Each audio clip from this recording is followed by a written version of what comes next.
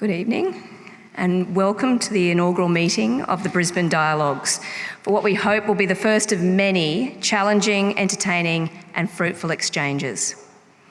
On behalf of the organisers and also our venue host, the University of Queensland, I wish to acknowledge the traditional owners of the various lands that make up the region we know today as Greater Brisbane. We acknowledge their ancestors and their descendants who continue cultural and spiritual connections to country. As we gather this evening in one of University of Queensland's most beautiful venues, it's worth reflecting on the fact that this, like many of the university's other spaces, has been the site of learning, problem solving, collaboration and dialogue, not merely since 1911, which is when teaching commenced up the road in Old Government House in George Street, but for tens of thousands of years. In that regard, we are simply continuing the tradition tonight. We're all here because we're concerned, at one level or another, about polarisation, about toxic discourse and the implications for social cohesion and our democracy. For some, I'm sure it's philosophical or ideological. For others, it's about society and community. And for many, it's more personal. It's a deep worry about family, work and relationships. It may even be a matter of mental health. For me, it's a combination of all of the above. A frustration with ego-driven, gridlocked politics, a distress about the challenges for my own profession of journalism at a time when straightforward news reporting no longer seems to make money, and concerns for my own teenage children who are constantly drawn down digital rabbit holes and into filter bubbles where the various algorithms ensure that they hear and see only what keeps them engaged online for the longest, regardless of truth or decency. It's probably what they're doing right now when I'm here. Recognising those various problems, of course, is much easier than devising a solution or even just making a dent. It was a difficult personal conversation that prompted retired businessman Murray Hancock to try to do something about restoring civil discourse locally. After he sounded out his family and friends, he discovered a near universal recognition of the problem and a willingness to try to find some solutions or support an initiative.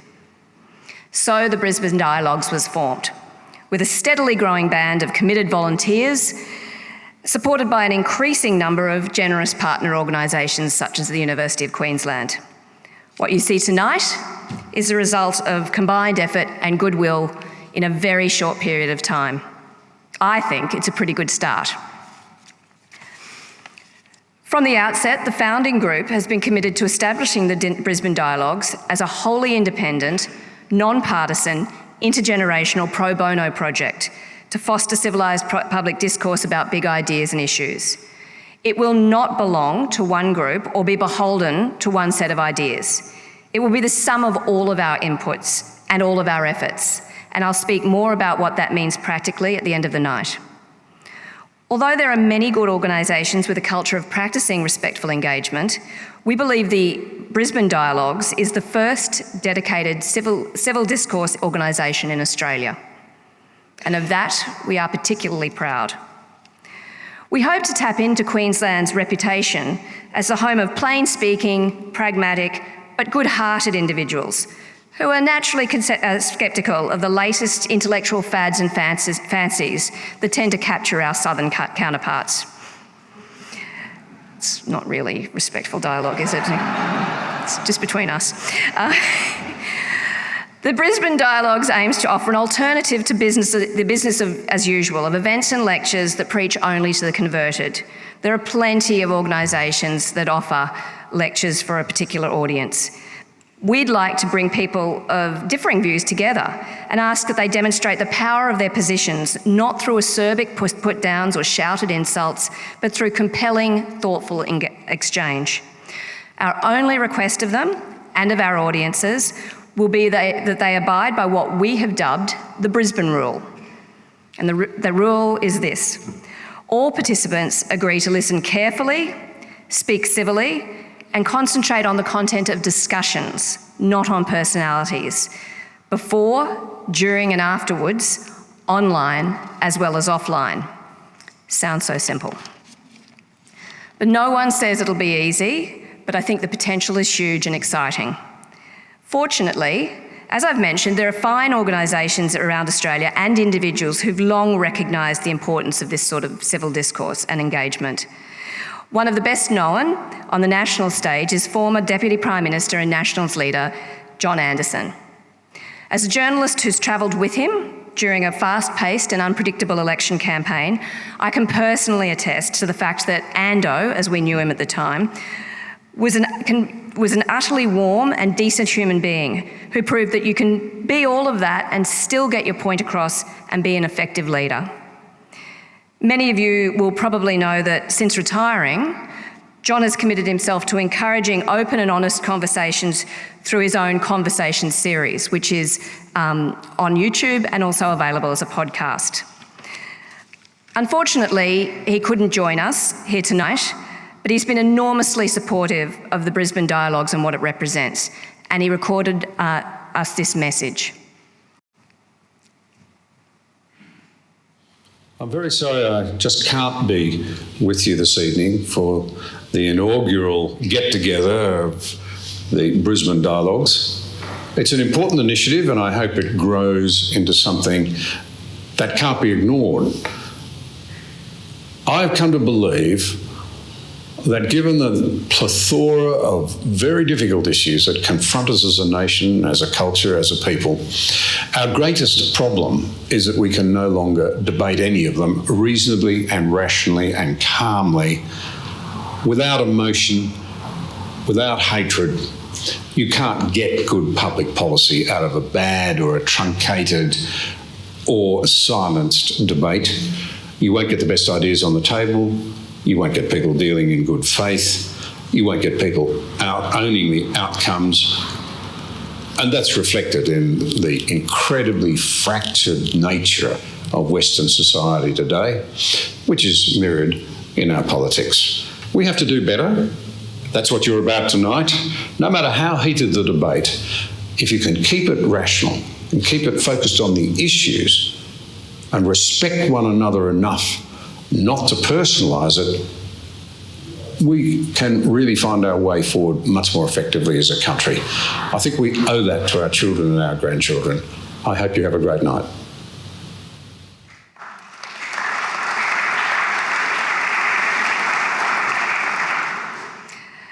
So now it's time to get on with that demonstration of what civilised discourse can actually look like. But first, we won't silence the discourse, but we will silence the mobile phones. So can you all check that they are on silent? If you'd like to live tweet, for those of you who are understanding what that means, we did a quick check and we'd like to nominate the hashtag #BrisDialogues, or one word, for anyone who's wanting to be engaged online like that tonight.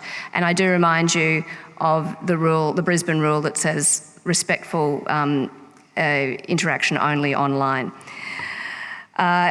In the event of an emergency also, could you please all follow the instructions of the Customs House staff.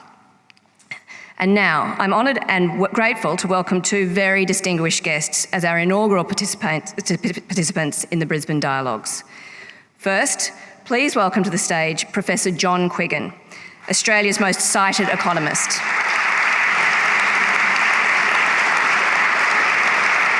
John is a Professor of Economics at the University of Queensland, a former Director of the Queensland Competition Authority and the Australian Climate Council, and has published books on topics including climate change, microeconomic reform, privatisation, employment policy, and the management of the Murray-Darling River System.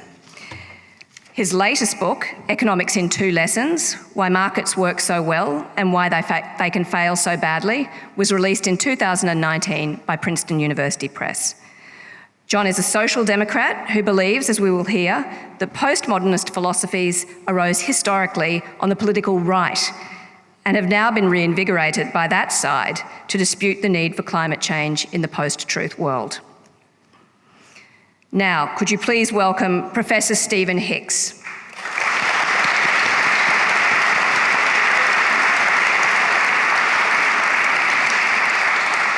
Professor Hicks is a Canadian-American philosopher who is a Professor of Philosophy at Rockford University, Illinois, where he is also Executive Director of the Centre for Ethics and Entrepreneurship. He is the author of Nietzsche and the Nazis and Explaining Postmodernism, Scepticism and Socialism from Rousseau to Foucault, as well as the co-editor of The Art of Reasoning, Readings for Logical Analysis. Stephen is a libertarian who believes the Enlightenment ideas and values which have underpinned extraordinary human progress are being undermined by dangerous postmodern ideas which threaten our future, mainly from the left. And finally, to facilitate this exchange and ensure the Brisbane rule is upheld, please welcome Rachel Nolan.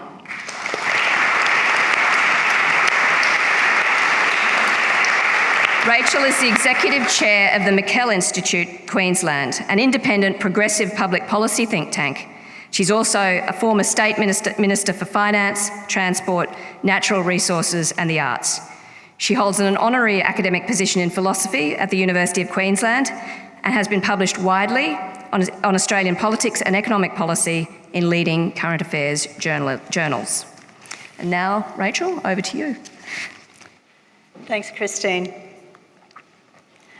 In Stephen Hicks's book, Explaining Postmodernism, he quotes Stanley Fish, the American postmodernist, who says, "Deconstruction relieves me of the obligation to be right and demands only that I be interesting." As your facilitator, I'll try and be both. As an audience, I have just one request of you, and that is that at this moment, you just take note in your own minds of where you think you stand in this debate. I will ask you later to reflect on where you'd land and if indeed your minds have been changed. The debate is Soho Forum style, which means that each speaker has 15 minutes to present.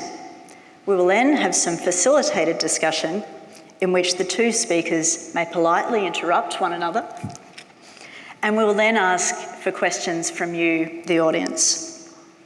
I have a very powerful bell, which I'll ring at 14 minutes to give our speakers an indication that they're nearing the end of their time. The topic is that postmodernism is a right-wing philosophy. Speaking in the affirmative, it's my pleasure to introduce UQ's Professor John Quiggin.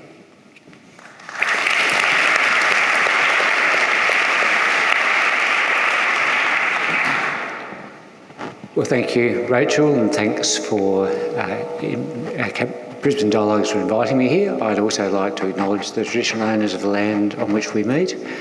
And as I say, looking forward to this event, which arose, I guess, because Stephen is visiting and we needed some hometown alternative. So, although I'm not a professional philosopher by any means, this is a topic that's interested me for a long time, and I was very happy to take part.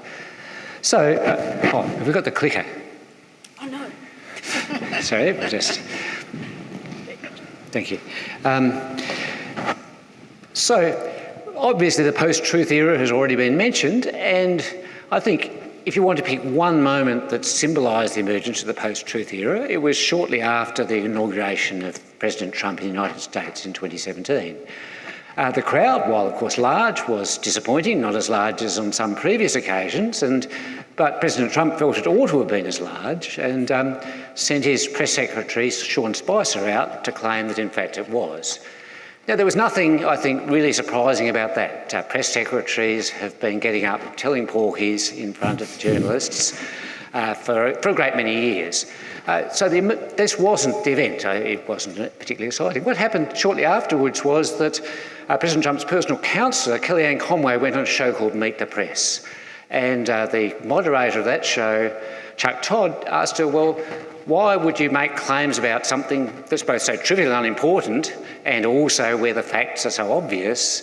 And gaining immortality, Kellyanne Conway said, well, you've got facts there, but we had alternative facts.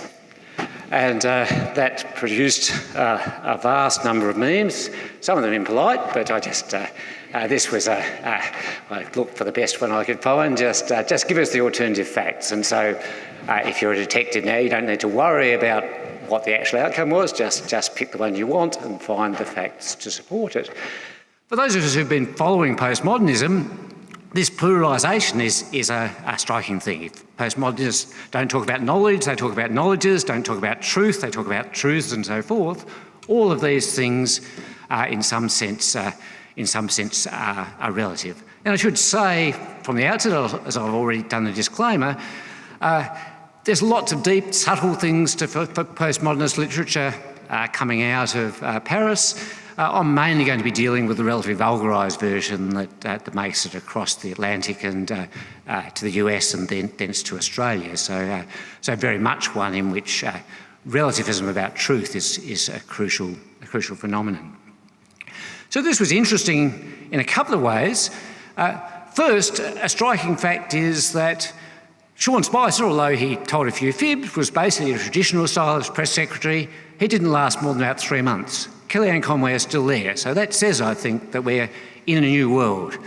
The second point was a lot of people talking about this and seeing the reference to knowledge said, well, really, Kellyanne Conway almost certainly wasn't reading Foucault or Derrida or any of these French people. This is just in some sense a coincidence. It turns out that isn't really as definitely true as you might think. If you follow US politics at all, you might be aware of something called the Federalist Society. It's basically the training ground for conservative lawyers and judges. All of the recent Supreme Court judges appointed by Republican presidents have gone through the Federalist Society, and has a magazine, the Federalist. And this was the lead article in that journal on the, I think the 20th, the date there is the 23rd of January. One odd thing about the US is the date that appears in an article isn't actually the date it comes out, or a magazine. They always post data by week to keep it fresh. So you can always, if you go into a US news agency in March, you can buy the April issue of any magazine you like. So the implication is this article would have come out a few days before Kellyanne Conway made her statement. It was an article about her boss, praising him as the first successful right-wing postmodernist. If she was doing her job carefully, she would have read the article. Certainly, I think she would have run across people who were aware of this kind of strain of thought, that these terrible postmodernists have warped the truth, but now it's our turn. We're going to do the same thing, and that's pretty much the tenor of the article. I'll argue a bit later that things have been going on a lot longer. A lot of people want to blame Donald Trump for everything, but this is actually a development that's taken quite a while longer. I'll briefly go back. I think Stephen will cover this. I've read his books, and he covers very well the right-wing origins of postmodernism in German philosophers, starting with Nietzsche, and his book Nietzsche and the Nazis has already been mentioned. That's a complicated relationship. Going on to people like Heidegger, Carl Schmitt, who are actual Nazis, actual members of the Nazi Party, who took part in persecuting fellow scholars, De Man, who was a collaborator with the Nazis in Belgium. These people, the origins of this philosophy, there's no doubt, were found on the far right. Why is that? Well, essentially because this was part of a long series of reactions against the Enlightenment, a movement starting in the late 18th century, central to the French Revolution, in which reason and rationality and facts were seen as the path forward. And on the contrary, starting indeed with Edmund Burke, a leading conservative in Britain, people use words like organic, which can rapidly translate to blood and soil and then to actual blood in the hands of people like the Nazis. That far from there being some universal truth that could be attained by reason, people like Burke start arguing, no, there are specifically English truths, that England has its own traditions and that what's right for England is not going to be what's right for France, is not going to be right for England, and so forth. So all of that stuff seemed, after 1945, to be pretty much dead and buried. Certainly you didn't hear much about it in the English-speaking world. But then we have the puzzle. How did this very right-wing set of ideas, opposed to the progressive ideas of liberalism and socialism that had emerged from the Enlightenment, how did this suddenly become fashionable on the left? Because there's no doubt that it was. Well, the answer first in France is that the French intellectual scene was heavily bound up with Marxism. The French Communist Party was one of the biggest and most successful in the world, and all of the intellectual framework was surrounded by Marxism. When Marxism collapsed in the 1970s and 1980s, people in the French intellectual scene had to look elsewhere, and what they came up with was postmodernism, a suspicion of all what they called grand narratives. They just didn't want to hear any big stories. They roughly wanted to say, look, one story is as good as another, let's just have fun playing word games of various kinds. But that played an important role in that French scene. When it transmitted to the English-speaking world, to the US and Australia, the ones I'm most familiar with here, a very different situation. There was no significant influence of Marxism.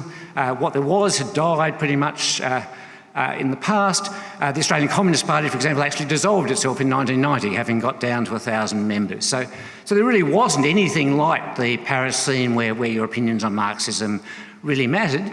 And so the impact of this was really confined almost entirely to humanities departments, and particularly to literature departments, plus a handful of philosophy departments. The vast majority of the philosophy departments in Australia are what's called analytical, but there are a small number who followed the Paris fashions, and they had that influence.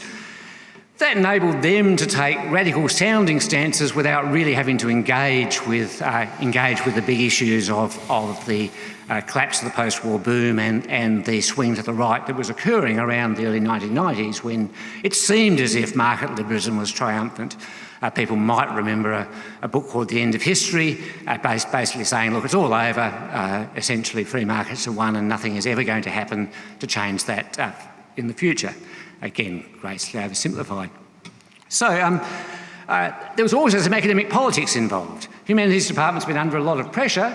Everybody wants STEM, science, and science has the path to truth. Postmodernism let the critics say in very fancy, complicated words, no, look, it's all equally good. Our stories are just as good as your stories. There's nothing special about science. That produced a reaction on the left in the form of the famous Sokal hoax, which Australians love hoaxes. We had the Ern Malley hoax and many others. And this guy Sokal, a left-wing physicist, submitted a bogus article with the marvellous title, Transgressing the Boundaries Towards a Transformative Hermeneutics of Quantum Gravity, which was full essentially of nonsense, was accepted by a prominent postmodernist journal and caused great mirth and hilarity. And that really... that event in 1996 really signalled that was the high watermark of postmodernism on the left. From then on, in large sections of the left, it was seen as damaging and dangerous. But meanwhile, it was being picked up on the right. Creationists were the first to come in with, because of course they had an alternative science. They had a bit beef to pick with science. They realised that if you could buy this story, their creation story was just as good as the scientist's creation story.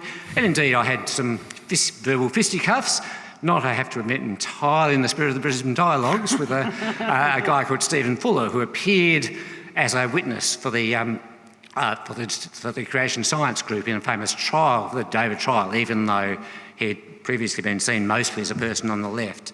That was the first shift of that kind, but the big news, I think, came as was advertised with climate change. Here we had a huge issue in which the scientific community was almost entirely uniform. For a little while in the 80s and 90s, coal interests could dig up more or less qualified scientists to cast doubt on the findings. There was still plenty of room for debate, but by 2000 or so, the opinion was so overwhelming that you had to go elsewhere, and indeed we started to see the classic kind of postmodernist tropes emerging in the climate science debate to suggest that really there's no such thing as truth, so it doesn't really matter what scientists think. Furthermore, they're just an interest group like everybody else, and so we really shouldn't pay any attention. The general phrase is, I'm just an engineer or something, but I think this, and my opinion is just as good as any hoity-toity scientist. So that kind of thing has been developing for a long while. I haven't got time to give chapter and verse on it, but I think we've all seen it. Many examples of this in Australian politics of people with no qualifications whatsoever and who haven't really done any work setting their opinions up as being as good as those of scientists. And so in terms, that has a striking impact in the context of the of the way of the political alignment of the academy. That when this stuff started, it was fair to say that we found most of the lefties in the arts and humanities faculty, the business and economics, where work was more to the right, of course, and the scientists largely paid little attention to politics. If you look at surveys now of American and Australian scientists, they're the most uniformly left-wing, hostile to at least anti-right-wing group of any part of the academy. So something like 6% of Republicans, 6% of scientists describe themselves as Republicans, and that's true. And that's essentially because people understand who their enemies are. So that development has gone on, and I think the problem is the style of argument it puts is damaging more and pernicious more generally. Essentially, what postmodernism works for is the group who's losing the argument. That's why it appealed to the blood and iron guys back in the 20s and 30s, why it appealed to humanities academics under pressure at the time of the end of history, and particularly to French Marxists, why it appeals to the political right now that issues like climate change have made it clear that the apparent triumph of free markets is much more problematic than it was. Now, to that extent, it's just symmetrical. It's obvious in some sense. There's a saying I read from a lawyer saying, well, if the law's on your side, pound the law. If the facts are on your side, pound the jury with the facts. If you don't have the law or the facts, pound the table. And so that's, in some sense, if you don't have the facts on your side, an argument like this is always appealing, and sometimes, at different times, the facts have been more favourable to the left or to the right. The reason I want to argue that it's inherently a right-wing rather than a left-wing philosophy is that... Oh, that's a very dingly dingle. To do that. Is in this world of multiple truths, back in when this stuff emerged, the humanities academics who pushed this stuff naively imagined that it would be the truths of Indigenous people and the oppressed and those sort of people who would be validated by this story. My view is, well, supposing we treat all truths as valid, which truths are going to prevail? Those that have, say, a major news empire behind them and the power of the rich and powerful, or those of the poor and weak? And I would say it's going to be those of the rich and powerful, and the only chance the poor and weak have is if we all stick to the facts, argue sensibly and rationally in the spirit of these dialogues, and don't succumb to this lure of thinking that truth is relative. Thank you.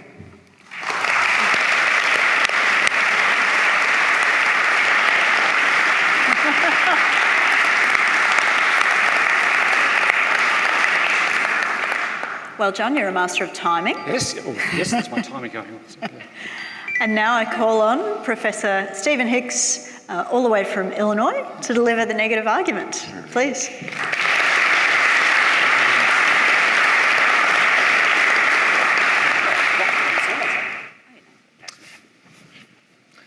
I'm going to start by talking about baboons, the small ape. They're apparently terrible hunters. There's a pack of baboons and they are hungry. They see something off there and the leader effectively says in baboon, let's go get that thing and eat it. And so a whole bunch of baboons will take off and they'll go running after whatever it is. And then of course, whatever the prey animal is, it darts into hiding and the baboons are running along and they start to forget what they're doing. Right? And they're running, why are we running? And then they look over and they see this other baboon. They say, hey, you're that guy that stole that piece of fruit from me this morning. I hate you.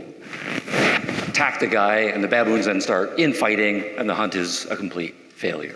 And this is apparently a common pattern. So, short-term memory, strategic sense, any understanding of principle, keeping the eye on the long-term game, not possible. But very quick to anger, and very quick to respond to and remember almost forever personal slights among other baboons. Now, chimpanzees are apparently smarter and quite better hunters, and they can develop strategies, including sending out advance parties, pincher movements, right, divide and conquer strategies, and so on. And they are then much more successful as hunters cooperatively and socially. But they too have their limits. And what seems to happen is that chimpanzees can only be comfortable if they are hanging out with other chimpanzees they recognize and whom they're able to keep track of on a fairly regular basis. And they start to get uncomfortable beyond numbers 50 or so, because then they can't keep track of everybody. And so what they typically then do is, since they don't have any conceptual ability to think of a large-scale society and principles that are going to enable peace and conflict resolution and so forth, they split off into other groups of 50. And then from then on, the other tribes are typically seen as enemies. And so they'll monitor each other very carefully, but then as soon as there's a member of another chimp tribe, it's enemy and hostile reactions. So a very limited ability to conceptualize. So baboons and chimps, short-term emotionalism, inability to think long range, conceptualize large social organization, and a hostility toward personal slights and anybody who seems not to be a member of my own tribe. And for some reason, that reminds me of Facebook discussions and other social media, and I am sure you know what I'm talking about in that regard. So we in the modern world do face a problem because, unlike chimps and baboons, we want to think in large-term societies, millions of people, and what's going to enable all of them to pursue their own interests, to form cooperative institutions, and when they have disagreements, find ways to keep short-term emotions and slights in check, keep the eye on the bigger principle, and to recognize that there are larger scale principles, that if we recognize those and follow those and pass them on to the next generation, we can keep our civilization going. And that seems to be the problem we are facing right now with the toxic discourse and the polarization. But I do want to put this in some perspective, and I'm clicking. We in the modern world have first world problems, and that includes the formerly called third world, the entire world, and so on. This is a quick timeline of human development from year 1, 500, 1,000, 1,500, up to now. This is total wealth production around the world, and we're measuring it in now tens of trillions of dollars. And we have a basically flat line for all of human history, and then what happens right in around the 1700s is unbelievable. Skyrocketing productivity and the creation of all of the wealth that we are then able to enjoy. So that is the era of the Enlightenment, and the modern world is built on the ideas and the values that were articulated in the 1600s and institutionalized in the 1700s.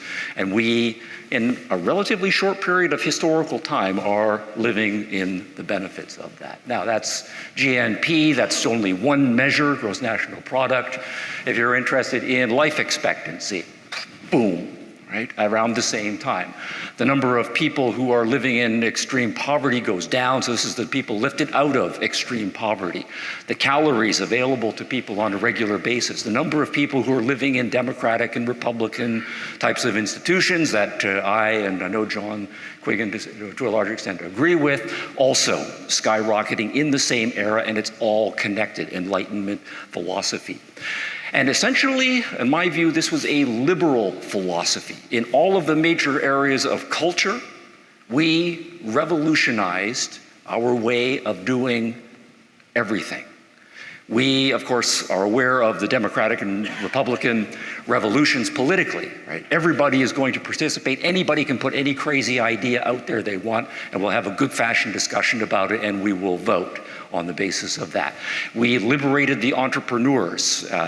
Anybody can go into business, and you can start any business that you want. You can trade with anybody that you want. You're not stuck in a class and so forth. We started to liberate the slaves. We started to liberate women. We started to free and respect people's right to do religion their own particular way. and so forth. So in all of the major cultural institutions, including science and technology, we talk a lot about the Industrial Revolution and the Scientific Revolution. Anybody can come up with any crazy scientific idea, and a lot of the best ideas, of course, as we know, started off from people whom everybody else thought was pretty crazy and out there. Free thinking in science, free thinking in engineering, in politics, in business, in religion. It is a liberal revolution, and it's all connected. That is the Enlightenment. We have figured out a mechanism. It's not just the content of the ideas in business and in engineering, and we're acquiring all sorts of knowledge that we can then put to the benefit of human beings, but it was a methodological principle about toleration for creative and free thinking. Anybody can think any idea they want and put it out there, and we will debate it and let the best arguments win, and we will decide it by the basis of argument. And this requires character development because it's hard to have your ideas criticized, but we teach people how to have your ideas criticized and how to engage in fruitful criticism and so forth. So the liberal ethos, right, included character training as well as development of all kinds of knowledge, and the fruits are with us. And that is the modern world, that is the Enlightenment, and that is precisely what the postmoderns are attacking. But contrary to John Quiggin, I'm going to argue it is 99.9% a phenomenon of a segment of the left. The left is a big tent, but there's a very toxic segment of the far left out of which postmodernism came, and let me make the case for that next.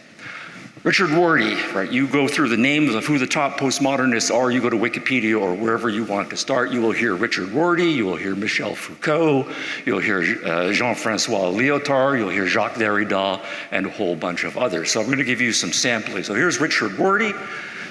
Postmodern task is to figure out what to do, quote, now that both the age of the faith, that is essentially the Middle Ages, religious philosophy dominating, and the Enlightenment seem to be beyond recovery. So the whole scientific, technological, industrial, market, democratic process, beyond recovery.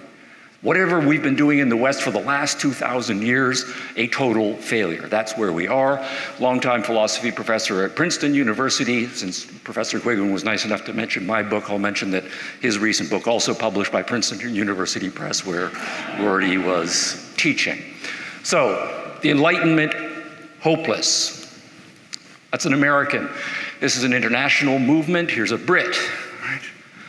We live today, it's not just that it's beyond recovery, amid the dim ruins of the Enlightenment project. So if we are honest and we look around the world, the society that we are living in is what the Enlightenment gave us, and it's horrible. It's a ruin. It's a wreck. It's awful. There's a Frenchman, Jean-François Lyotard. He is the guy who gave us the label postmodern, saying we are now in the postmodern world and described the postmodern condition, based on the perception of the existence of a modern era that dates from the Enlightenment, et cetera, et cetera. It has run its course. And it made all these promises about progress and we're going to solve all of these problems and so forth, but it's carrying on without leading to any of those dreams. All of the dreams of the Enlightenment have not materialized. So what we have, American postmodernists, British postmodernists, French postmodernists, the Enlightenment, the modern world has been a failure. We live in the horrible ruins of it, and that's why we need to go postmodern, beyond it, whatever that is. Michel Foucault, of course, the one who's most cited and so on. There is no such thing as knowledge. There is no such thing as truth. There is no right. There is no justice. Even if you are one of these people who believes that there is such a thing as right and truth and justice and fairness, that instinct of yours is malicious. You're a bad person for believing that. I won't read this one. Men and women, equal rights, ultimately coming together for mutually beneficial win-win transactions. That's been the promise. We're going to extend liberty and equality to all, including women. As the modern world delivered on that product, obviously a jaded portion of postmodern feminism says absolutely not. It is conflict, it is oppression, it is dominance. That is the postmodern condition with respect to males and females. Stanley Fish mentioned a little bit earlier. The modern world says, hey, be tolerant, listen to arguments, right? put yours out there, expect to be able to take the heat, dish the heat, and so forth. And a well-educated mind is going to know the best arguments on both sides. And if you are a teacher, a professor, it is your moral responsibility to make sure that your students are exposed to both arguments from you, and that there's an atmosphere of tolerance in the class for them to explore those and make up their own minds. When that argument was presented to him by a professor he was co-teaching with, Fish's response was this. He said, "That's ridiculous. That's not what you want to do as a professor. It is a battle, it is a war.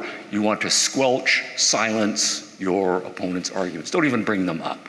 One of Fish's colleagues, Franklin Tricchia, at Duke University, postmodernism, seeks not to find the foundation and conditions of truth. No, we're not interested in truth. That's not what we are doing anymore. Instead, we are about power. I am a professor, I have power, and I am going to use my power for the purpose of social change, which is code for saying I am changing people into activists who are going to go out there. It's not about truth and exploration and students making up their own minds. I have power, I use it to advance my agenda.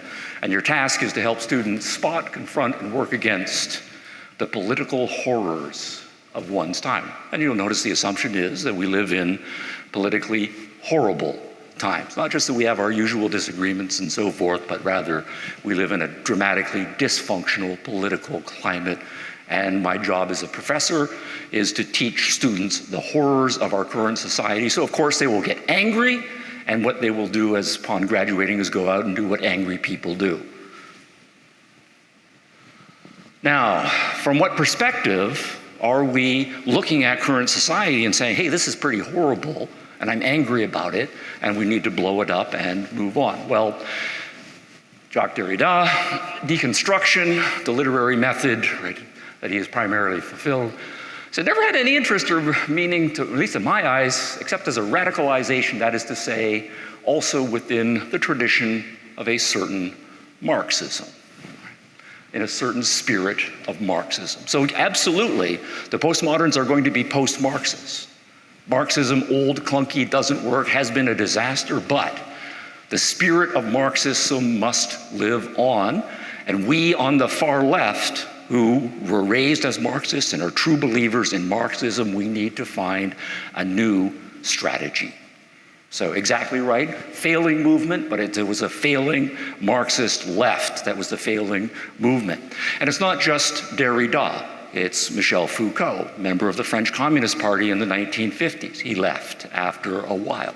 But in the 1960s, with the rise of Mao in communist China, he declares himself a Maoist, right? This is the new revolution. Disappointed in the 1970s, he declares support for the theocrats in Iran. Right, so this is a man who has not a single liberal instinct in his body. Consistently over the course of the decades, he is on the far left. Richard Rorty, as far left as you can get on the American political spectrum. Jean-Francois Lyotard, whom I mentioned a little bit earlier, was a Trotskyite, right, a spin-off group from original Marxism, Leninism. So all of the major postmodernists far left. And it's not just the big names. You look at the top 100, the top 200 in the first two generations, there's not a right-winger, however you define right-wing, among them. They are all monolithically far, far left. So as a historical fact, postmodernism is a left-wing movement. It's a re-strategization based on a reading of the failure of Enlightenment and modernism. Now, right-wing postmodernism. We're now 2 generations, perhaps 3 generations into the resurgence of postmodernism, and we are seeing the effects. Young people who have been taught by the first generation big-name postmodernism, but they were big names. They produced hundreds and thousands of PhDs who then went on to become professors, who then went on to train the next generation of professors and so forth, who trained lawyers and journalists and all of the other professionals who would be taught various post-Marxism. They were not monolithically successful in all areas, but they have significantly been entrenched in intellectual and cultural life. Now the right is starting to counteract, and notice Professor Quiggin started to keep things very contemporary about what's going on among some right-wing movements, and I'm happy to say more about Trump in the question period, but I do want to say right now, the answer to this is no. If you look at what's going on, and right-wingers, however you define conservatism, right, and so forth, they are not adopting post-truth strategies. There are some who are engaging in conflict models, who are engaging in irrationalist political strategies, who do believe in non-rational epistemologies and so forth. But what you find is they are saying what we need to do is not go forward, but to go back. We need to go back to the good old days. We need to return to the pre-modern time when there was, in perhaps more religious form, a common unifying faith that we all had. Or if in more nationalistic and ethnic forms, back when our people, and sometimes our people is defined ethnically, sometimes a little more racially, but our people was a great people. And that is then to go back to the good old days. So what we really have, if we're going to start parsing out, is yes, much of the right is starting to go back to a more pre-modern approach. The far, far left is still stuck in a very toxic form of postmodernism. And then at least a third position has to be the modern Enlightenment people, and those who I hope those of us in the room mostly are a part of, who want to say, no, in fact, the modern world and the Enlightenment still has a lot to value. Let's stay the course.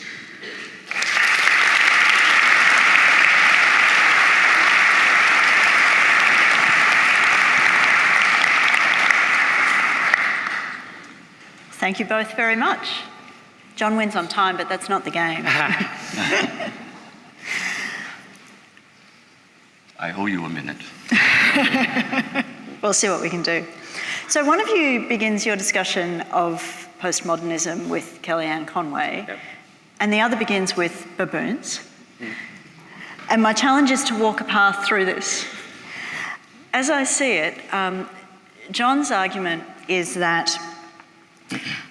there are the seeds of postmodernism, even as far back as Burke. Yes, that's right. That the movement was then very much adopted by the left, and indeed the hard left, through much of the 20th century. I'd say only from the 1990s onwards. All right. But that they gave up the game after 1996. Is that fair? Well, I mean, obviously, 1996, I'd say, was the high watermark. Obviously, that didn't. There was plenty of back and forth after that. But if you look at the people that Stephen mentioned, they've nearly all been dead some considerable time, and there aren't really any new names that you can conjure with. And I think that reflects the fact that these ideas have never really made it out of the literature department ghetto in the English and English-speaking context, and that they're very much in retreat, even in France. So we really talk about. I certainly use the word "is" advisedly. I think there definitely was a period, which Stephen points to, when postmodernism was a movement of the academic left. But I think the statement is correct, and I think the points that were made about nationalism, the origin of this was incredibly nationalist movements. It was the Nazis. It was Heidegger and Schmidt. It was, in a more benign form, Edmund Burke saying about national particularity as opposed to universal rights. So although some parts of the right are purely pre-modern, the fundamentalist, Christian fundamentalists, for example, a large segment are very much going back to a kind of nationalism which has been opposed to Enlightenment ever since it emerged, and which is entirely has been nurtured by various forms of what we now call postmodernism throughout its history. So this, I think, is a tremendous point to draw out, because when I listened to the two of you, I could see, and it's probably not my job so early in the debate to find synthesis, but I could see a line through this that argues postmodernist origins in Burke, adopted in a big way by the left, and as you argued, then moves to the right in the contemporary period. Stephen, you no doubt will disagree with some of that, and I will throw to you to do so. But how do you respond particularly to John's point? So you argued essentially that Trump doesn't reflect postmodern, that his anti-truthism isn't necessarily postmodern, that the contemporary right are arguing for something different, for a nationalist position that looks back. John said there was always nationalism in the origins of postmodernism. So my question is, how do you respond to that? How can that not be true? And why is nationalism necessarily different from postmodernism? Why can one not be contained within the other? All right, that's a fair question. So I think if you're going to have a serious breakdown of the political taxonomies, what you have to say is, yes, absolutely, there's been a long strain of nationalism. And if you trace nationalism, it doesn't start with Burke. It starts generations earlier. And Burke is a kind of right figure. And you can trace that on through Hegel, right, into the next generation, and Fichte in a bridge generation, and then all sorts of right German thinkers. We don't want to get too pedantic here, right, and so forth. But what you find is that those people are anti-Enlightenment, right? But at the same time, there is a left strain that starts with Rousseau, the generation before Burke again, and then is picked up by Marx. And Marx was a student of Hegel, and typically the Marxists are seen as left Hegelians, and then carries on into all of the left movements that we're familiar with and so on. Now, this is then to say, okay, well, we have left and right, but we're using European designations about what counts as a distinction between the left and right. But notice what they both have in common. They both, on the left and the right, say that there is a collective group that takes primacy over the individual. And that the collective group is the nation for the far rightists, and the collective group is going to be some economic grouping if it's a Marxist. All of them, both left and right, are anti-rationalist or anti-reason in their epistemology. So in addition to being anti-individualistic, they are anti-reason in favor of adopting and absorbing one's group's tradition in a more Burkean tradition, right? Or say in a Marxist tradition that say what we call reason really is just conditioning by your economic circumstances, and nobody is really able to think for themselves and so forth.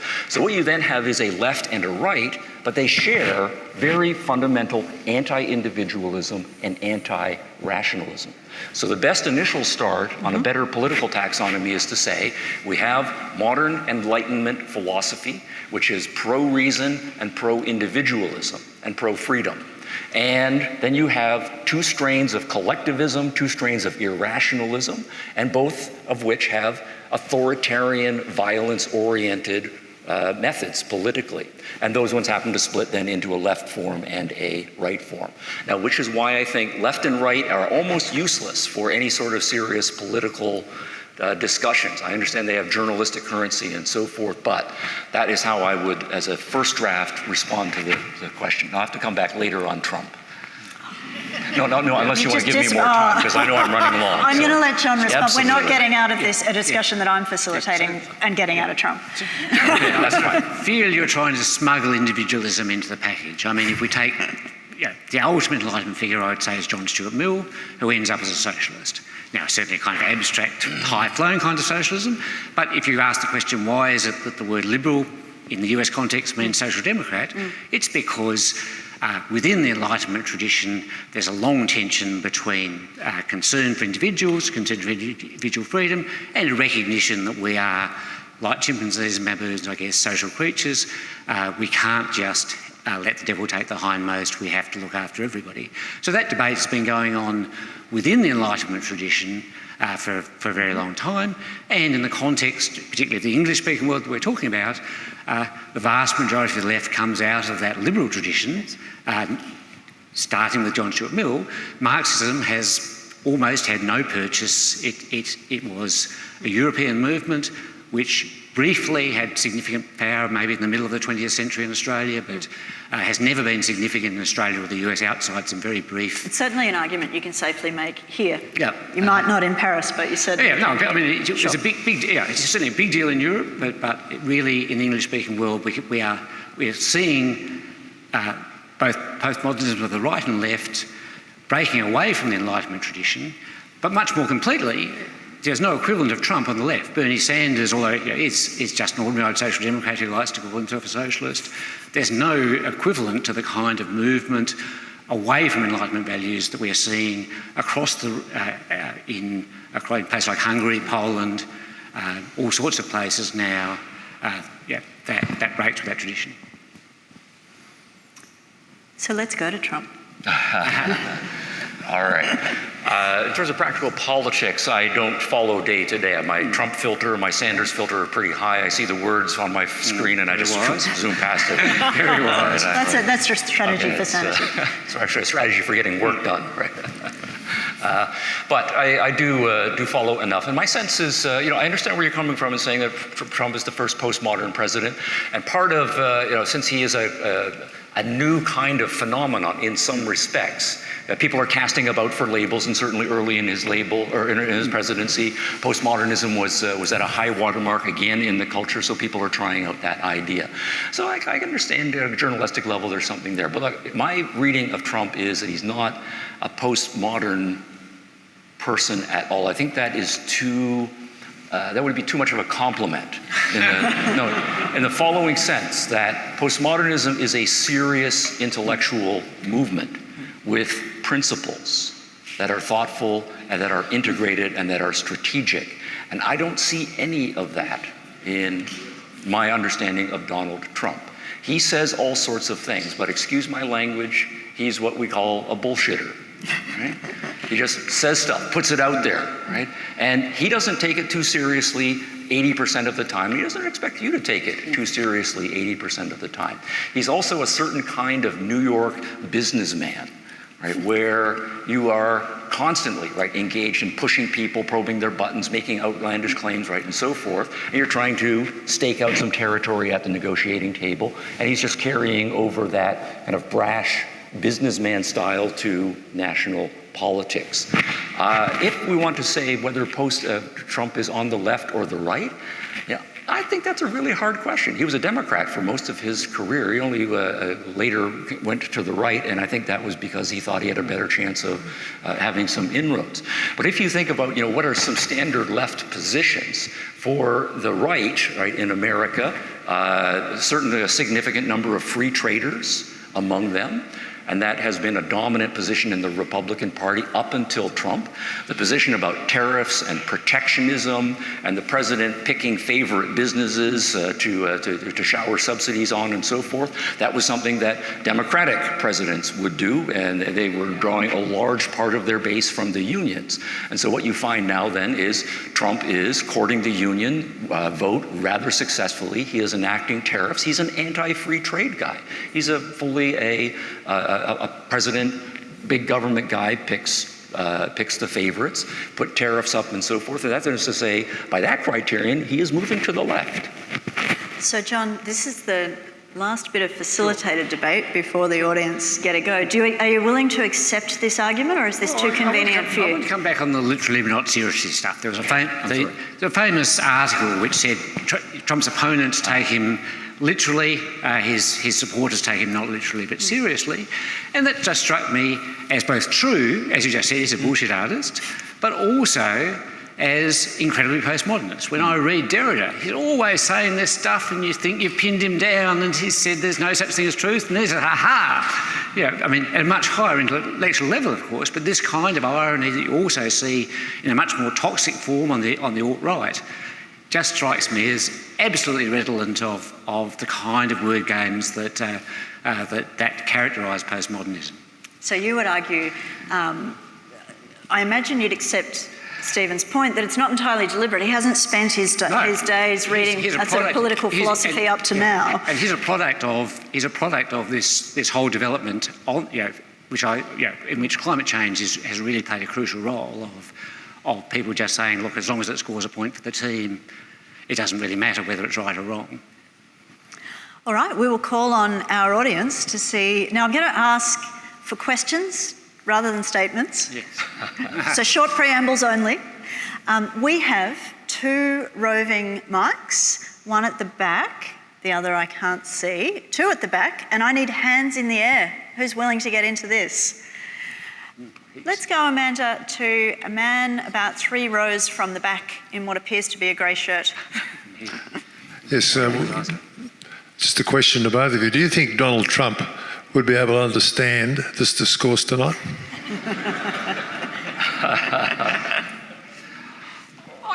I'm unclear, but it's clear that people in the intellectual milieu that gives rise to Donald Trump, the Federalist Society, the National Review, and places like this, do understand it, and also, although of course, have almost without exception, there's a tiny group of never-Trumpers there who carry on with very traditional Enlightenment sort of views, have more or less just gone on with the fact, well, look, it doesn't really matter very much whether we have free trade or not. With our guys in, and his truth is our truth. I have no way of knowing whether you would participate, right, or not flip a coin. Some things are genuinely unknowable, perhaps. Yes. We have a question with a man down here in a white shirt. Sorry to... And can I ask those of you who are interested in asking a question, as this one is asked, keep your hand up because I'll identify the next speaker so as to minimise our pauses. So please. Coming to the purposes of our meeting tonight, could I ask both John and Stephen to talk about deplatforming and where you think that has come from and what its origins are? I think, Stephen, you probably alluded to it, but I'd be interested to hear what you both think.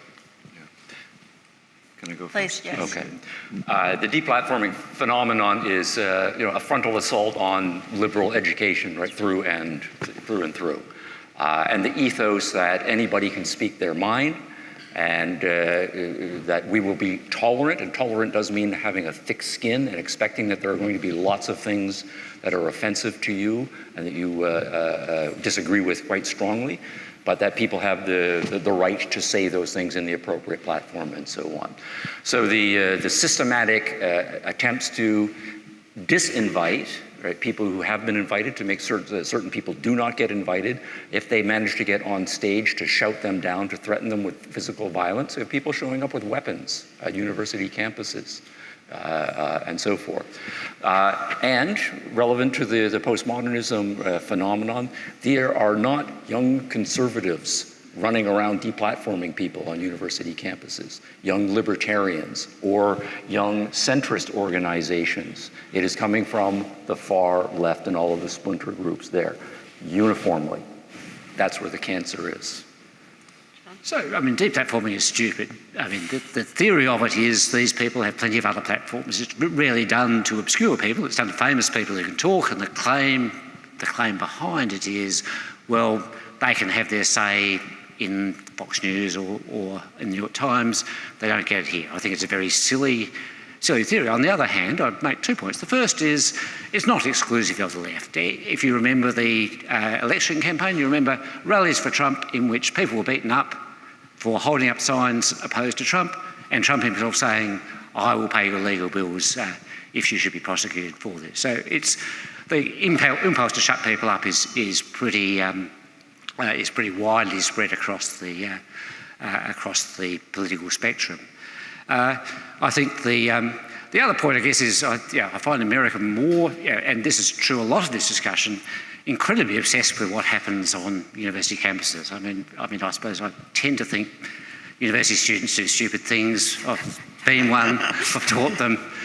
If we're really going to get our knickers in a twist about what university students are doing, we're going to be in a permanent state of anxiety. Not too many of us here remain university students. No, I can see I've got the right demographic. I think we're okay. All right, so I was trying to point to a lady near the speaker at the back. Oh, well, I wasn't trying to point to you, but I have a different lady, and then I'll go to a speaker at the back. But please, sorry to be rude to you. No, really. Let's have this lady who's now stood up in front of hundreds of people. Thank you. My name is Leili. Thank you very much for the wonderful speeches. What about instead of categorizing Donald Trump as postmodern or pre-modern, because I think that calling him pre-modern also is a kind of compliment.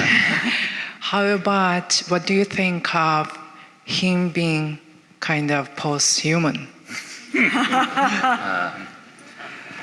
I think we should probably get off Trump, because my claim is certainly that my claim is that this isn't. I mean, Trump is occupies is a phenomenon, but it is a reflection of much broader social trends. That's right. All right, so does anyone have a non-Trump question? You are the winner, the lady near the speaker towards the back.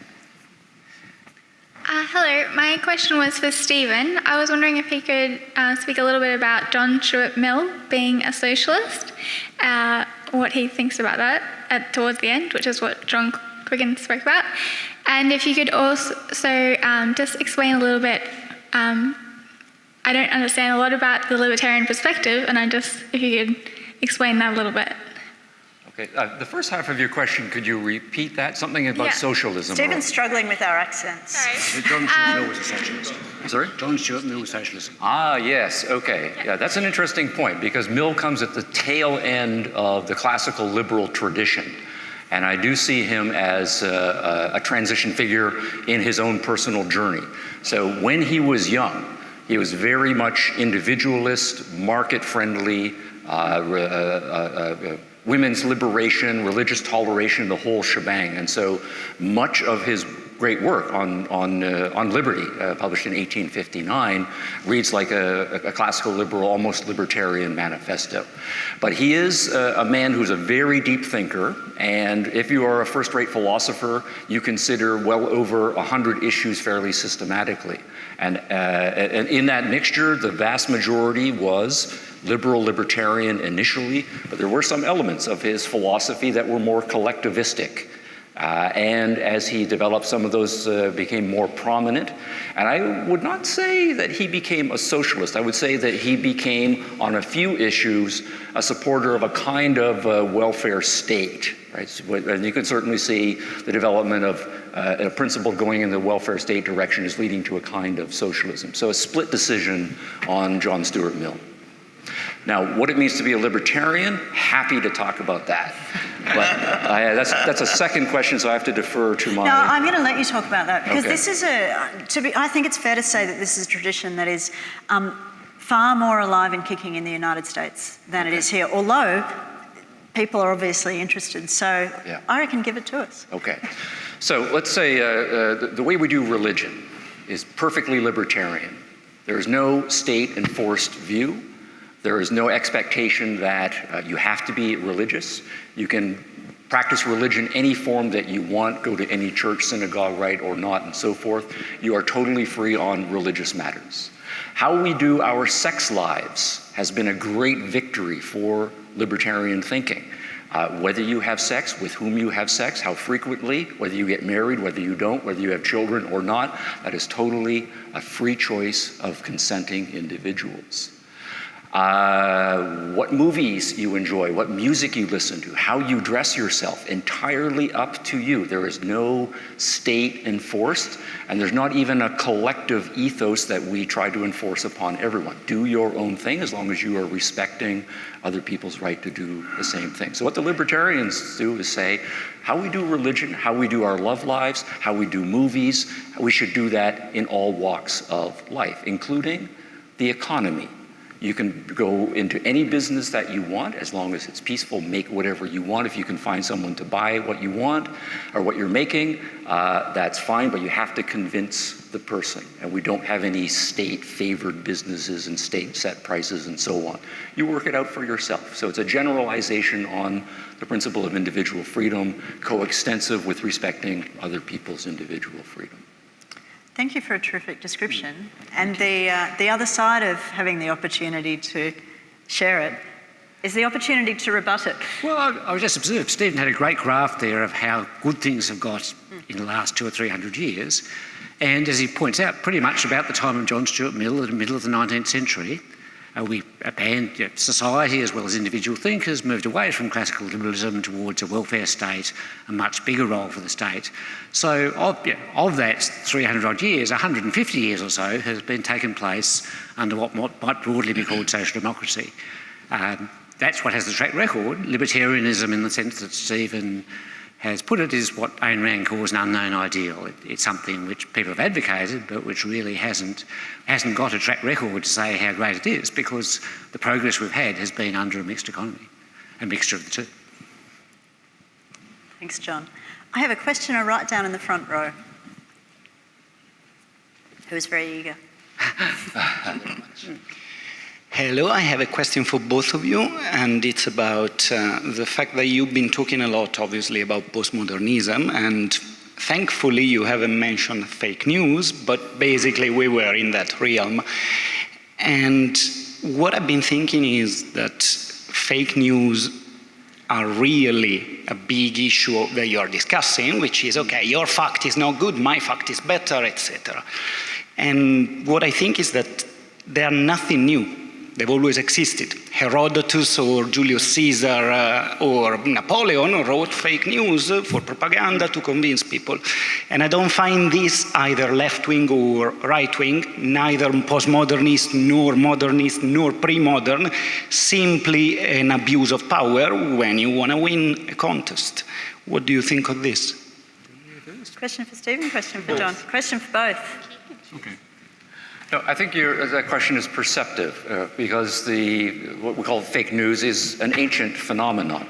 And what we currently call postmodernism, with its disregard for fact, or even a belief that there is such a thing as objectivity, and replacing that with the idea, I just have a personal set of values that I happen to be committed to, and I'm just going to advance them in an all's fair, in love and war kind of way. That has been applied to journalism, to politics, to business, religion, and all sectors of society, and so on. So I think the best way to say this is that postmodernism, in one sense, is not anything new, that we always have had at least a three-way debate between a more, we're interested in truth, but we find truth in a higher dimension, right, as one approach. And then another said, we're interested in truth, but we find it in the natural world through rational and scientific investigation. And a third position that's skeptical, relativistic, and subjectivistic, and so on. They always exist in all cultures, right, at all time. What happens is that the philosophers and other intellectuals who are most successful in one generation are then able to come to the ascendancy, and cultures decline or make progress, I think, depending on which one is in ascendancy. So in that sense, postmodernism is an old threat. It's a new label for an old threat. Yeah, just to make the point, I guess it's a very intractable problem, because even somebody as convinced as I am that objective truth is out there can't always find it. Fallibilism, I think, is clearly the case. We in science, in everything, seek for the truth, but we never get there finally. We make mistakes, and there's no once-off demonstration. I think the attempts at fact-checking that we've seen have shown that it's very difficult to really nail down even something like the number of people in a crowd photographed by hundreds of people with meters. It's very hard to nail this stuff down, but in the end, I think reality catches up with you, and I think that's why I talk so much about climate change. I think coronavirus is the same kind of thing. You can pretend something isn't happening, but the real world will come and get you in the end. I'm going to pick up on, we have questioners, but I meant earlier to ask Stephen about climate change and the broad denial of it, which has existed to a greater extent on the political right. Mm-hmm. Is that not an example of, and John made the point earlier, but is that not a clear example of a postmodernist phenomenon on the right? Yeah. Well, I'm not a member of the right, so in one sense, I'm not a postmodernist. John's not a postmodernist, no. So in some sense, we're being perhaps unfair. Yeah. But my reading, right, of the people who are, and I think denial is a terrible word, and when that word was first coined, it was explicitly meant to evoke Holocaust denial, and so I think in the interests of the Brisbane Dialogues, what's better is to say that people who are not on board with the belief that climate change is happening, or that it's happening seriously, or the degree of human agency, and whether we should make trade-offs, and whether we should favor market solutions or political solutions. There's a whole raft of positions that are there. And the better labels, I think, are going to be, and I do know a number of people who are libertarians, who are conservatives, and who are socialists, who have scientific credentials, and who have looked at the data, and they are not convinced. So what we would say is those people are climate skeptics. That's a legitimate label for that group of people. The vast majority of people who are well-meaning, thoughtful, keeping up on current events, when they go out of their way to look at both sides of the various arguments, they typically say, well, good arguments here and some supporting data here, good arguments here on the other side, some supporting data here. This is extraordinarily complex. I don't know.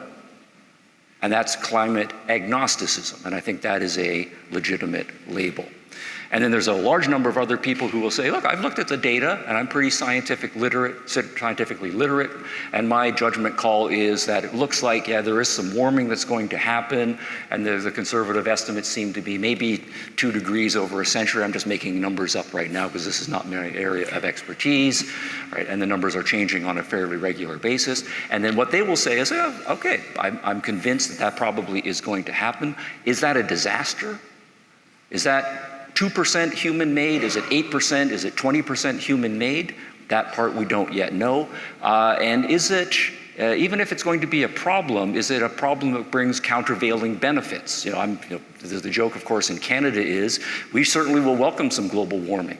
If you really believe in global warming, buy Canadian real estate, right? You'll, in the next generation, become a millionaire, right? And so forth. Yes, and then you in Queensland might say, oh, global warming, right? And so on. So the point is going to be there will be trade-offs, and there are lots of people who will then not buy into the apocalyptic understanding of climate change. We're going to say, okay, there are problems there, but there are trade-offs, and I'm willing to make those trade-offs. So I think the landscape on climate change is much more complicated and much more nuanced. John's burning up. Yeah, so that really comes down to feels right to me. I mean, I could cross out climate change and put in astrology and say, well, there's astronomers out there and they all say that there's no possible way in which the stars can influence our lives, and that in any case the constellations aren't real.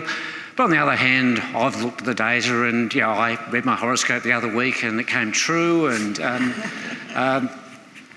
if you take the Enlightenment seriously, you take the views of people who spent a lifetime studying the issue using the scientific method more seriously than your own casual reading of the newspaper, especially when your own casual reading happens to coincide with your personal political preferences. And so I really think you are expounding a very postmodern view of climate science in what you've just said. Can I respond? Of course you can. Okay. I don't want to get all credentially here, but my PhD is in epistemology, theory of knowledge, logic, and philosophy of science. I've studied a huge amount of the history of science. When someone says the science is settled, be worried. Be very worried. That is almost a sign of a certain kind of leveraging. And, right, I know enough to know what well-designed studies look like, what counts as a nuanced conclusion on a position. And anytime we look at environmental chapters in textbooks, if you don't see, here's the arguments for one side, but here are the skepticisms and reservations that we've had explicitly laid out, chances are very good you have an agenda at work. And I don't see that happening honestly in much of the environmental literature. Everybody wants a clean, healthy climate, a beautiful climate that is not exclusive of any part of the political spectrum. There are legitimate scientific methodological issues here, and we need to do Brisbane Dialogues on environmental issues. Which we may well do. John, are you dying to... Well, I suppose I'm hijacking a lady's question and I'll come to you. Channeling people like Thomas Kuhn, who you criticise very strongly in your book. I mean, I think it's certainly, as I mentioned earlier, scientists being careful and never claim something's proven. They don't claim that the theory of evolution is proven. They don't claim that the heliocentric universe is proven.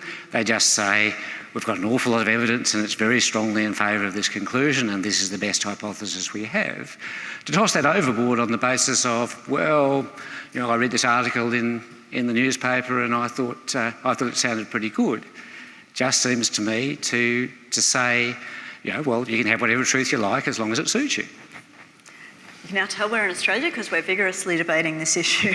And now I'll come to a lady here who's been patiently waiting. I can remember first realising that postmodernism had come to Australia when people stood up and said, "That offends me." And I thought, that is totally un-Australian. You can't say, "That offends me." You can argue, you can look at a point of view and give another idea, but the whole of the offence thing for words, what you're saying, what your tie looks like, is just un-Australian. It's a very widespread phenomenon. I mean, I grew up in a long time ago, and people were offended by the sight of body parts, lots of body parts. I think, yeah, well, depends whose. But you know, the phenomenon of taking offence, I don't think came to Australia with postmodernism. I'm offended is code for I don't have to tolerate, and my being offended should trump. Should override your right to say what you want. So it's a silencing method. It's a power play. It's un-Australian, it's un-Canadian, it's un-American, it's un-modern civilization. Exactly. I'm going to take one last question from a man over here in a grey jacket. Thank you both very much for what you've contributed. Fragmentation is a characteristic of postmodernism, and I'm wondering if there is a bigger educational problem here, and I'm thinking about two parts of the Enlightenment project. One is rationality as the flourishing of the mind, and that's been diminishing in our educational programs against another Enlightenment project theme, which is an instrumentalist view of education. Well, certainly, I mean, taking instrumentalism, commercialism and so forth, I think education's under huge threat from that. And I think in many ways, worrying about what some French people said last century is a distraction from the threats the university as a haven for inquiry faces. We're having situations where sponsors, foreign governments, companies, all sorts of people are leveraging pressure to ensure that views that are inconvenient to them don't get spoken, and we're having pressure all the time to say if a particular course, like philosophy, doesn't pay its way, well, we'll make way for film studies in place of it. So yeah, I think that instrumentalism certainly is one of the outcomes of the Enlightenment, and I mean it has its place, but I think it is a big threat to the university. I don't see it as a threat to the university. Instrumentalization is to say that whatever we do in the ivory tower, it should ultimately improve the human condition, improve the human life. And we're focused on the individual students in our classrooms at our best, that whatever you do in your formative years at university, you will put this to use. We are giving you tools to live a good life, however good life might be defined.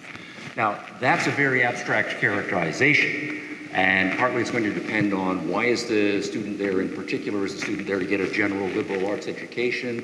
Does the student have a very narrow vocational focus? I think there's room for all sorts of universities, research universities, technical universities, liberal arts universities, and so on. And so what I think one of the things that's beautiful about the United States in comparison to Canada, where I came from, is that it really has an amazing diversity of higher education institutions,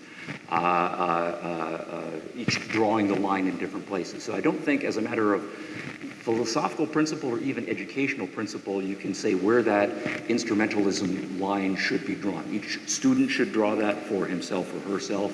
Professors, when they're choosing their professions, will draw the line. And I think colleges and universities will form their own missions. about how closely or not they're going to commercialize or be distant. Thank you. Fair enough? Just ultimately is a big word there, I think. That's... We've come to the end of the audience questioning section, but I'm going to ask of all of you just one thing. You don't have to speak to this. A traditional Soho Forum debate involves a vote, involves a winner and a loser. That's not us. The Brisbane Dialogues is far more civilised than such a thing. But can I ask anyone who came with one idea or on one side and goes away either with a more neutral position or having changed sides, to raise your hand. Just give us a little indication. Well, that's quite a delightful thing to see. I'll now invite Christine to return.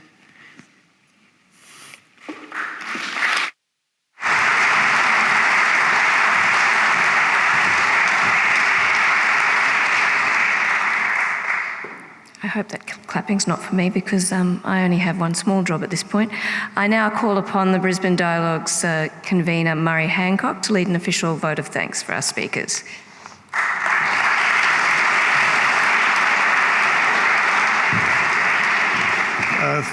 Thank you very much, Christine. I feel enormous gratitude to our speakers tonight, and very grateful for the opportunity to express that, or try to express that, on behalf of all of us here, and in fact all of those watching remotely, and indeed all of those who will be watching this remotely in the future, because it will be available for watching later. I need to change glasses here, but so I should just say how the main speakers came to be up on this stage tonight. I haven't got time for the whole story about Christine and Rachel at this time, but by a circuitous route, we came to an understanding with the man who was going to bring Stephen to Australia, that we'd get him to Brisbane somehow if we could put something on with an opposing speaker. So, I'd bumped into Daniel Zizzo at a public lecture, and he seemed to like the idea generally, and when I said the speaker's Stephen Hicks, he sent an email around the economics school, and Professor Quiggin came back quite quickly. I'll do it. And I said, but I didn't say it, but I thought, well, you're an economist. What would you know about this? And I said, what sort of topic would you be interested in? Stephen knows quite a lot about postmodernism. And he said, I'd like to propose the topic that postmodernism is a right-wing philosophy. And I thought, well, I'd read about 1.5 magazine articles about postmodernism at that point, but I thought, well, that's a bit counterintuitive, that's interesting. And I emailed Professor Hicks, and he said, a quote, that's a very strong, provocative and important topic, I'll do it. So that's how it happened, and I thought that was terrific. We're off to a flying start here. Then I thought, I wonder how we're going to sell that to the general population of Brisbane. Indeed, I don't think it was as easy as some other topics might have been. However, it was exactly the right one to kick it off, I think, because it is interesting, and it is counterintuitive, and it's many-sided and very nuanced, and even if not many minds have been changed tonight, and I'd love to ask the speakers, but maybe we'll do that later on, if their minds changed at all. But obviously a few have. But the most important thing is that we all learned something, I think, and some perhaps learned a lot, and we've done it without too many verbal or let alone physical fisticuffs. So that they've made an enormous contribution.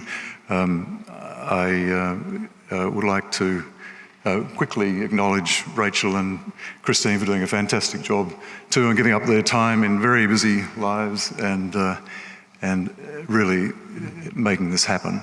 But we haven't got the usual tokens of flowers or books or bottles of wine on the stage for various reasons, but I would like to ask the audience to make up for that by showing our appreciation in a very generous traditional manner.